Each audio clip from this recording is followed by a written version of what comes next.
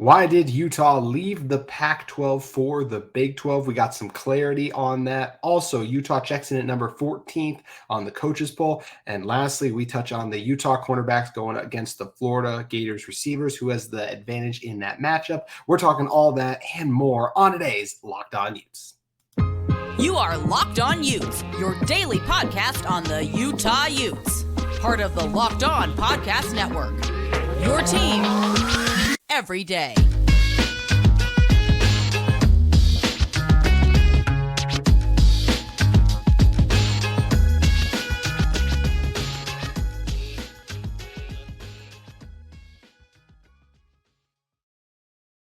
Hello, everyone, and thank you for making Locked On Utes your first listen every single day. We are available on all platforms, including YouTube and wherever you may get your podcast. If this is your first time listening to our show, make sure you guys like and subscribe. Appreciate all of you who helped us reach over 1,500 subscribers now. It's just something we've been trying to reach for a little bit now, and just this push we've gotten the last week because of all the crazy realignment stuff. You guys have helped us reach it, so can't thank you guys enough for that. And we appreciate you watching this show, which is sponsored by LinkedIn. These days, every new potential hire can feel like a high stakes wager for your small business. That's why LinkedIn Jobs helps you find the right people for your team faster and for free. Post your job for free at linkedin.com/lockedoncollege. Terms and conditions do apply. If this is your first time joining our show, my name is JT Wistcill, former intern inside the University of Utah Athletic Department. On today's show, we're going to be closing it out with some Utah versus Florida talk. Also got to talk about Utah checking in at number 14 in the coaches poll. But first, let's continue to start with what's been the story in college football over the last few days is conference realignment, and is particular in this example how it pertains to the University of Utah, and that was their decision to leave the Pac-12 and go to the Big 12. We got a little bit more clarification on what went into that decision from President Randle and Mark Harlan of the University of Utah. And it was about a 25-minute press conference overall. I wanted to focus on kind of the opening stuff that we heard from both President Randle and Mark Harlan, because I thought those that revealed the most overall, just what intrigued me the most in general, because I think most people were curious about what the process was like, the decision-making, all of that, to get inside the room as much as Mark Harlan and President Randle were going to let us, right? Because this was never going to be, they were going to divulge every step of their plan. That's just not how things work in college athletics overall.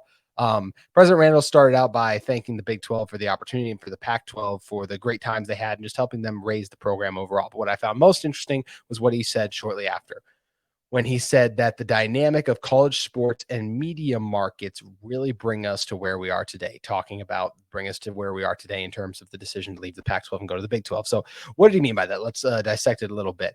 And I think when he says the dynamics of college sports, the way I interpret that, part of what that means, and look, the reason, in my opinion, the Utah is no longer in the Pac-12 and in the Big 12 is the media rights deal, right? That's what he says, media markets.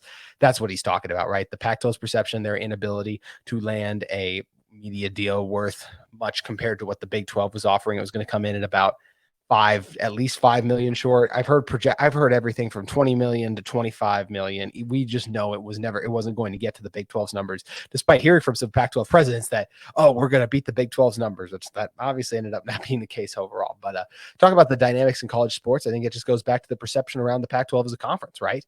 It is not a good perception. I mean, just in general. I mean, we're going to talk about it later in the show, but one of the interesting, you have Florida fans who are just basically like, our receivers are better than Utah defensive backs, basically because they play in the SEC and Utah's in the Pac-12. Like, that's their reasoning, which, as I will dive into later, like when you look at the numbers and the stats, Utah clearly on paper has the edge in that matchup when you look at what their defensive backs have done versus how many unproven receivers Florida's going to have, or just guys who have produced very little at this collegiate level overall. But because they play in the SEC, the perception amongst those fans is they're better than the guys who play in Utah, because Utah is a Pac-12 school. And that sentiment overall is shared by a lot of college football fans across the country in general, because they don't tune into the Pac-12. Yes, the previous media rights deal with Larry Scott and everything obviously very drastically damaged the perception of the conference, but the conference didn't do itself any favors either, right?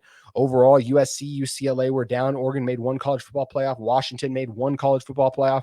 It is crazy to think like a program as storied as USC, and I'm not even trying to take a shot at SC fans. This is just a fact. So don't cancel me like the Orioles broadcaster got canceled for stating facts overall. I had to get at least one mention in that, because that's a crazy story overall. But once again, it's just one of those weird things where USC, one of the 10 best programs in college football, has never been to or won a college football playoff game. That's just a crazy thing to say out loud. And the fact that no one from the Pac-12 had done that, except for back when Oregon did it the first year in the playoffs inception, really hurt the Pac-12 as a brand. And overall, just in general, the Pac-12 suffered from, obviously a myriad of things when you go back to the media deal, lack of playoff success, the league cannibalizing itself year in and year out overall. Those are all things that really hurt the Pac-12 in total and led to the position we are now, where we then get to the point where, once again, media markets really bring us to where we are today. That's where the Pac-12 amongst Power 5 conferences had the worst perception. Big 12 games overall, we're still doing better. It felt like there just seems to be more of a sense and a hunger for Big 12 content than there was for Pac-12 content the last few years. And that showed as well in the media deal that the Big 12 was able to land. And yes, they did a good job striking first before the Pac-12 overall, but just in general, the Pac-12 did itself no favors. And this is why you see Utah, and with Mark Harlan and President Randle, they took notice of that. They saw these numbers with the deal and everything that just ended up coming to fruition, right? Where it's like, we have to do this. I mean, later on, Mark Harlan, and I believe President Randle mentioned this as well, they had people crunching the numbers with what the Pac-12 was presenting them with, going over like, okay, they're saying that this is what the media rights deal will strike at. And then if we get this many subscribers, this is what it will grow to. They looked at it and were like, okay, well then I assume when he said crunch the numbers is what they mean. They probably looked at and projected, well, how long would it take us to get to that number? And the results they yielded were obviously not good. And that's what led to them to this decision. It's pretty clear in hearing both these guys talk, because they mentioned it multiple times. They expanded every energy or exhausted every possibility to try to make a deal work. Utah wanted to stay in the Pac-12. Oh, every school wanted to stay in the Pac-12 originally, right?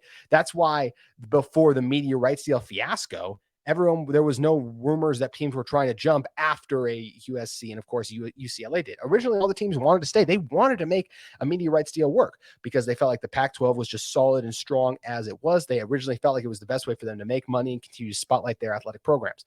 Then, as the media deal saga just dragged on, that's when it became very apparent to each school that this is not the best deal for us over time. Colorado realized it first, then Arizona. And we even heard stories from Arizona more coming out. I believe the president of Arizona even confirmed it. Like that Friday morning, Arizona, Utah, Arizona State were all ready to sign the grant of rights deal. And then all of a sudden, what happened? You hear Oregon and Washington have left. So now the three other corner schools, they scramble and they get themselves together. And also just, it shouldn't even say scramble, because just hearing Mark Harlan and President Randle talk about the situation, they both credited each other doing a good job keeping each other on the right path with straight heads, calming each other down at moments, because this is obviously a very stressful situation that played out when you're trying to decide something as big as the future of your conference media rights deal, because as we just saw with the last cycle of the Pac-12, it can put you in a bad position if you do not play this game correctly overall. But these guys knew what they were doing every step of the way. Mark Harlan, President Randle, they had a good handle on it, and they made the best decision. Utah was never in danger of getting left behind, despite those of you who continue to comment in my channel. Although I will say most of those have tailored off now, but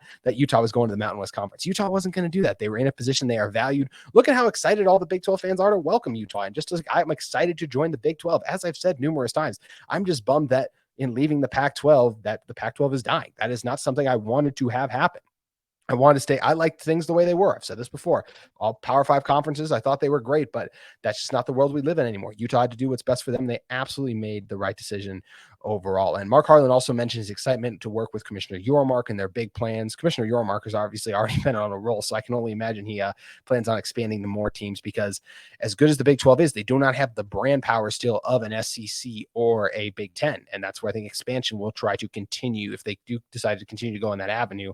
I just assume those are the big plans that Harlan referenced that Yormark was talking about that will include other schools overall. Another thing I thought was interesting that Mark Harlan said was he also states that once again, the effort was strong, try to get the deal done, but just became to a point where Utah always wanted to see a deal, but it just became one where they had to do what's best for them. They crunched the numbers and it didn't work out that way for them to stay in the Pac-12, and they made the right decision. So it was interesting to get a little bit more of a dynamic, hear how President Randle and Mark Harlan were prepared to go into just into this whole media rights deal saga, where they knew, like, we want to stay in the Pac-12. We're going to try to make it work, but we are ready to go to another conference if it doesn't work. And when they saw the opportunity and realized it was their only option, they pounced and did not get left behind in what the future of college football will be overall. So it was interesting to get more of that insight. And we'll probably talk a little bit more about some things that President Randle and Mark Harlan revealed in tomorrow's episode, in which Michelle Bodkin of KSL Sports will be joining us. But before we get to that, I do want to talk about Utah being ranked 14th in the coaches poll. And I do implore you guys, I know a lot of you guys don't listen through to my, I have the average numbers of listens and everything.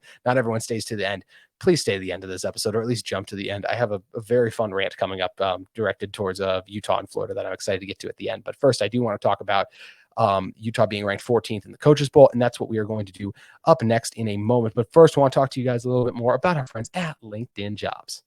These days, every new potential hire can feel like a high-stakes wager for your small business. You want to be 100% certain that you have access to the best qualified candidates available. That's why you have to check out LinkedIn Jobs. LinkedIn Jobs helps you find the right people for your team faster and for free. Guys, LinkedIn Jobs is super easy to set up, and there are so many great candidates out there ready to go to work for your business today. You guys can head over and add your job to the purple hashtag hiring frame to your LinkedIn profile to spread the word that you're hiring. There's simple tools like screening questions make it easy to focus on candidates with just the right skills and experience so you can quickly prioritize who you'd like to interview and hire. It's easy to add the right team members when you use LinkedIn Talent Solutions. And it's one of the many reasons, too, the ability to find those team members that make your team that much stronger. It's one of the many reasons is that small businesses rate LinkedIn Jobs #1 in delivering quality hires versus leading competitors. LinkedIn Jobs helps you find the qualified candidates you want to talk to faster. Post your job for free at linkedin.com/lockedoncollege. That's linkedin.com/lockedoncollege to post your job for free. Terms and conditions do apply. Alrighty, coming back into this one, let's talk about Utah being ranked 14th in the coaches poll. Just an initial reaction, I think this is fair. Would I have Utah higher? Absolutely. But as someone who can remove his Utah bias out of the way, all the Utah signs are hanging in the background right now, and this is Locked On Utes, where I talk about Utah football 5 times a week for 20 to 30 minutes, basically. I think as long as Utah's in the top 15, I'm good with it overall. I just think there's too much returning talent on this roster, and coming off back-to-back Pac-12 championships, for them to be not ranked in the top 15, especially like just when you look at this roster, I believe it's a top 10 roster in college football overall. If you want to project and look at scheduling and all these other reasons as to why Utah won't be up there, I can get behind and understand that because this is a gauntlet of a schedule Utah has to play. But I think 14th fair spot.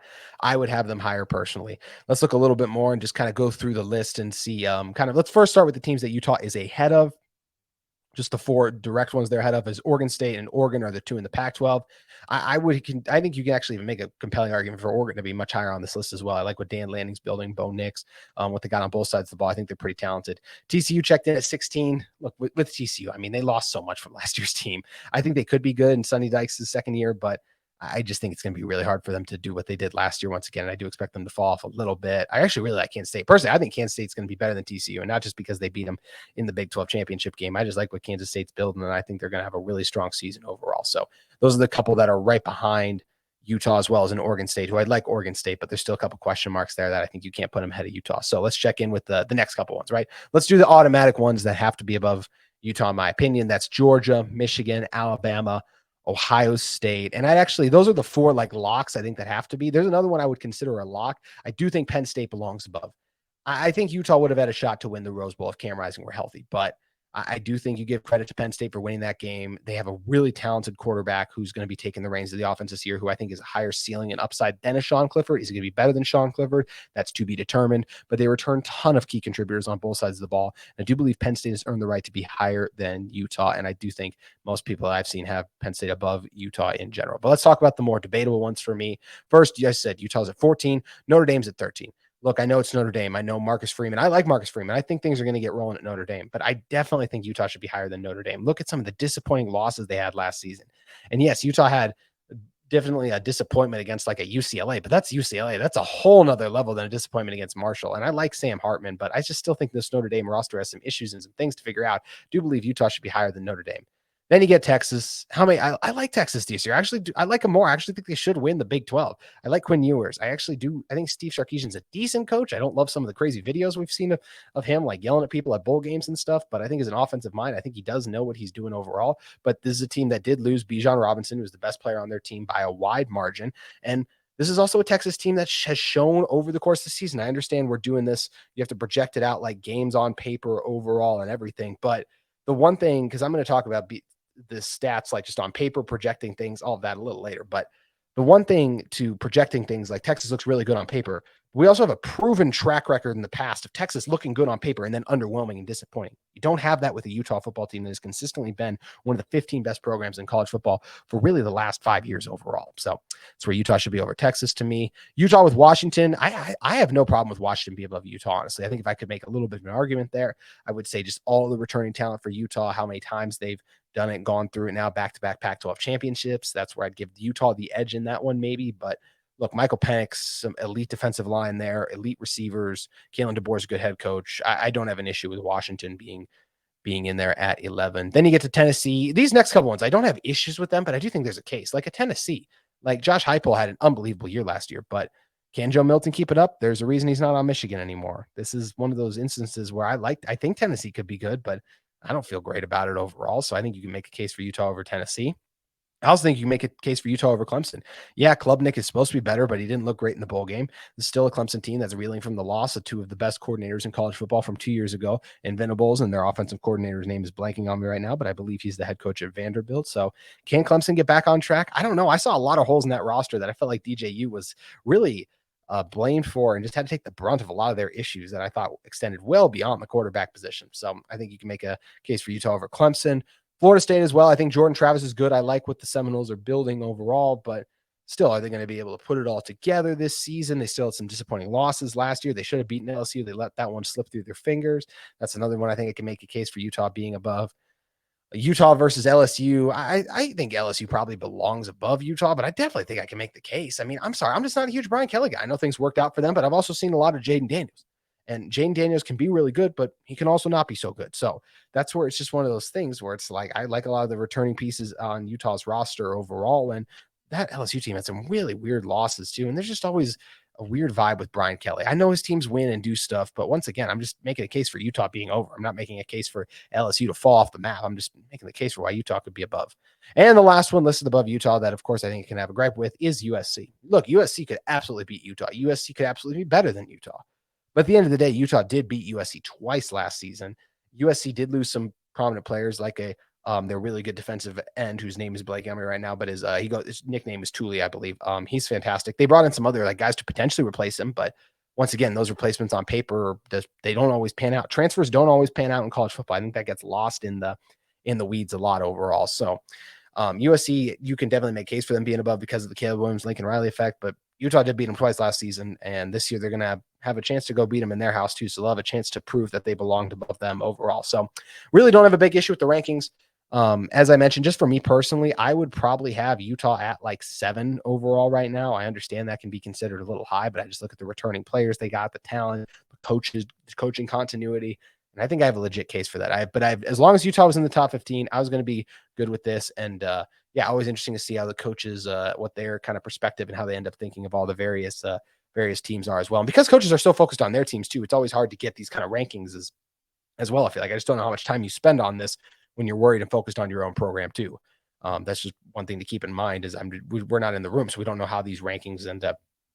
Lists are determined overall by the coaches, but either way, I think Utah, as long as they're in the top 15, is good. I'm cool with 14. I would think Utah belongs in the top 10, but have no issue with them being outside of it.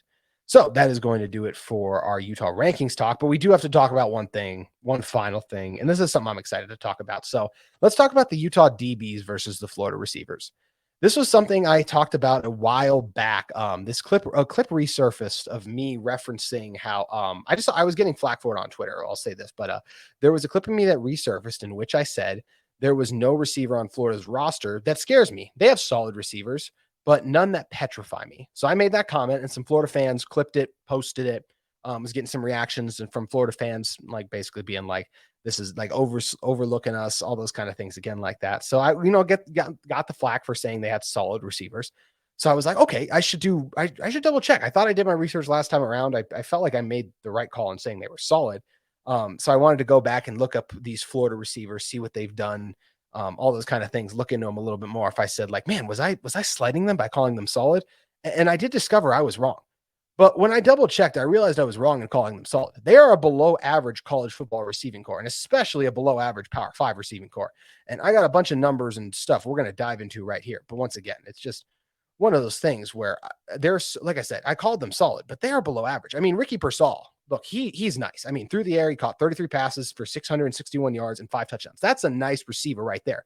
But once again, we're talking about receivers, not a singular receiver. We're just talking about a guy in Pearsall. And also, this is just a Florida receiving core overall that they have. The team didn't have a receiver in the top 125 in receiving yards last year in college football. Utah had 2, one in Dalton and one in Vele. No one on this Florida roster that's returning or just in general, no Florida receiver was in the top 125 in receiving yards. That's important. That has to matter for something. But let's look at just the roster overall and see. Like I said, Pearsall, that's a dude. That's the one guy I'll give you. It's like he's a good receiver. Once again, 661 yards. That's good. That's not, once again, not top 125. That is the definition of doesn't scare you. Like that's once again, like he is I would still say overall an above average college football receiver. Pearsall, I think he does some nice things. He can make some plays, but no one is going in and like, man, Pearsall, we're scared of him this week. He could really torch us. Once again, it's 661 yards. He's solid. When you think scares you at the receiver position, that word should only be reserved for the Marvin Harrison Juniors of the world. For guys like Dalton Kincaid that just do these special kind of performances, have these historic games and season. That's what scared should be from a fan base. Like I'm scared to play him, a guy who's capable of doing something like that. Pearsall, he's not that guy, pal. Just talking about in terms of that category of a player. He hasn't shown it. Could he be it this year? Sure. But that's just not what we saw last year overall. And I don't see him going over 800 yards receiving this season. And just once again, we're talking about the first game anyways in general. So once again, like Pearsall, but let's talk about the other guys, right? How about Caleb Douglas? A lot of people are high on him, think he could break out this year. Maybe he very well could. In 8 games last year, he had 10 catches for 175 yards. And I'm supposed to be scared of that? That doesn't even make any sense. Once again, this is just like if I was to bring up Devon Vele, I'm sure a lot of Florida fans would be like, well, Caleb Douglas is better than Devon Vele. What? Devon Vele had over 700 yards last season. Like, and I know they'll say like, oh, SEC versus Pac-12. Yeah, but he still produced on the Power 5 level. And also, it's not like we're talking about like 100 to 200. It's over 700 to 175. Like that is a drastic difference here. And Douglas, like I said, Douglas is a guy a lot of people are high on to break out. Let's talk about some of their other receivers, right? Marcus Burks, a former 4-star. In 8 games last year, he had 4 receptions for 30 yards. Let's focus more in on the recruits overall, shall we? You have another guy, Andy Jean. He's a 4-star. He'll be playing in his first college game when he comes in here as well. You got another guy in Eugene Wilson III. He's a 5-star. He's got the potential to be a great player. He's one of the best in the class of 2023, but he's only a true freshman playing his first ever college game in high altitude. I will never be terrified, scared, whatever word we want to use, petrified, as I decided to use on the last episode. I talked about this Utah corners versus Florida receivers thing, of a guy who's never played a down in college football.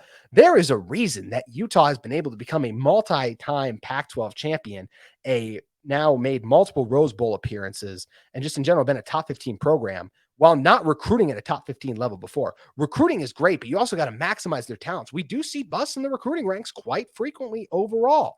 So just because a guy is a 5-star player, a 4-star player, all those kind of things, he could be good, but I'm never going to be scared of him until he proves that he can do it at the college level. Because once again, those guys on paper, should they do it? Yeah, but games aren't played on paper overall. And going back to what I talked about with that whole Texas thing in general, how people are high on them and they're always high on them on paper. The difference with Texas is we have a proven track record of Texas teams losing games they're supposed to win. These receivers, we do not have any sort of track record to go off of them producing in a college football atmosphere. Sure, did they maybe dominate in 7-on-7s or even in high school games against other elite recruits? Sure.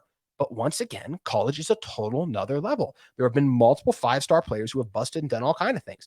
All of those players I just listed with those stars, they have the potential to do great things. But it'll be their first ever college game on the road in an environment and a climate that more than likely they will have never experienced in the altitude of Utah, all of that stuff in a very loud stadium. And yes, I know it's not as loud as, let's say, SEC stadiums. I've heard some people mention that. Maybe it is, maybe it isn't. I don't even know how to quantify that overall. Maybe I could look up and find some whatever the noise things are, like decibel ratings. I really don't care enough to do that. I just know Utah's a loud and crazy environment, and it's tough to play in overall, especially when you're playing in your first ever college game, as Eugene Wilson is going to be this coming season. Oh, and the last receiver I brought up, and now I just looked up Outsiders Football, the depth chart. I just went through their receivers and looked at their numbers last season. And last guy I brought up was Jaquavion Fraziers, I believe is pronounced. He appeared in 10 games last season and finished with a whopping 5 catches for 64 yards. Once again, who am I supposed to be scared of? Who am I supposed to be petrified of? My words were twisted in the Twitter post anyway. It said Utah was going to lock down these receivers. I never said Utah was going to like shut these guys down, lock them down, anything like that. I said they don't scare me, and they do not scare me at all. Why should they scare me? In order to be scared, it's like for those of you who have seen like the John Wick movies before, the reason you fear John Wick is because you hear like the Baba Yaga story. Like he has this proven record of all these things he's done that strike fear into you. Why should Utah veteran defensive backs be scared of 4 and 5-star guys? They play them in the Pac-12 all the time and have done fine against them, especially, once again, these 4 and 5-star players who are true freshmen playing on the road in a climate and environment they are not even used to overall. But I mean, just going other numbers off of this overall, I got another thing for you. This one comes from 27 Sports, is Jacob Runder, who covers the Florida Gators. He, in a story previewing the receiver room, said, and you guys can find this on 24/7 Sports once again, he said that no wide receiver other than Reynolds, who is no longer on the team after transferring to Pittsburgh in January, played more than 150 snaps over the course of the year, with Pearsall, Shorter, and Henderson. Shorter and Henderson gone from the program now. I believe both of them graduated, but either way, they're just not on the team. But Pearsall, Shorter, and Henderson were the only wideouts to eclipse 250 receiving yards. It should be noted that Reynolds recorded 244 with Douglas at 175 overall. And once again, we talked about Douglas a little bit, right? He's supposed to be the one who can break out, do some things. He might be able to. He had 10 catches for 175 yards. Why should I be scared of that? Same thing for Eugene Wilson. He hasn't produced at this level. Why should I be scared of that overall? And the last thing I'll mention too, Henderson and Pearsall were the only players on the team with more than 30 receptions. Among SEC teams, only Florida and Auburn did not have a player with 40 or more catches. And I'm supposed to be scared of that? Once again, it just doesn't make any sense to me when you look at the numbers and add things up. And that's why I just feel like some certain Florida fans, I like Florida fans overall. I like the passion, I like the energy and everything. But the one thing I will still say, there are so many Florida fans who act like Utah didn't belong with them last season, when Utah had it inside the 5 twice in that game. Once when Tavion Thomas got turned away on the goal line, and the other one came through the interception at the end of the game. Like, that's how that game played out. Utah and Florida were clearly deserved to be on the same field. And some fans, I'll get comments like Utah, like Florida killed Utah, like they were way better, all these yada yada things, just insane comments where it's like, did you guys watch the game? Like, yeah, you won the game, but don't act like you're that much better than Utah when you barely beat them. And once again, you beat them in your house. There's a huge difference in playing at home and playing on the road, especially for a team like Utah that really struggled in the Florida climate last year, just like the Gators are going to struggle up in Utah this coming season overall. So just once again, going back to this group overall, you just have to show me something before I get scared of you as a receiving group, because this is not even a solid. It's a below average receiving core in college football on paper heading into the season. Could they be better? Absolutely. Teams blow out their projections on paper all the time. But why should I be scared of something that hasn't happened? And that doesn't even, once again, like, I just don't think the success, once again, let's just go back to like a Eugene Wilson. Where's the success and the record and just the stat of like true freshman receivers who go into their first game and dominate on the road in a climate they haven't played in? You can't even track something like that. So why would I think that's going to happen? And as I mentioned, I mean, they didn't have a receiver in the top 125. They do not have a returning receiver outside of Pearsall. Once again, think he's a really good player. They don't have a receiver outside of him who ranked in the top 416 receiving yards in college football last year. Just by comparison, Utah had a running back do that in Mekhi Bernard, who was higher than the next Florida receiver overall. The best pass catcher in this game is clearly Brant Kuithe. I mean, that's not even a question. Brant's the guy who lit Florida up last year for over 100 yards receiving. Like, he was the best pass catcher in last year's game, and he's back. Now, I understand maybe some trepidation for him coming off the injury, first game, all of that, potentially. But I like Brant Kuithe's odds, a guy who's had multiple seasons over 600 yards to get off to a hot start, rather than some of these guys who have never had even close to the season of the productions that Brant Kuithe's had overall. And once again, this whole thing started because I brought up how I like Utah's defensive backs in this matchup against Florida. That's not crazy to say when you have Utah defensive backs and JT Broughton and Samaya Bond, who are both preseason Pac-12 honorable mention guys. Once again, like guys who have earned this because they have each started more than 17 games on what has been the best defense in the Pac-12 overall for the last couple of seasons. I mean, especially, let's talk about Samaya Vaughn, right? I mean, he's a guy with 25 tackles, 1 forced fumble, 1 recovery, and a team-leading 9 pass breakups overall last season.